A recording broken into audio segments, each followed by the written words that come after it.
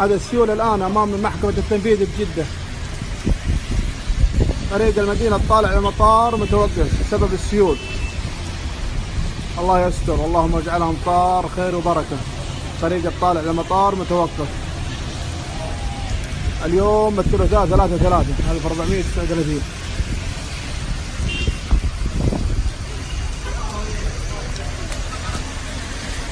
الله يستر، تعطل السيارات والطرق.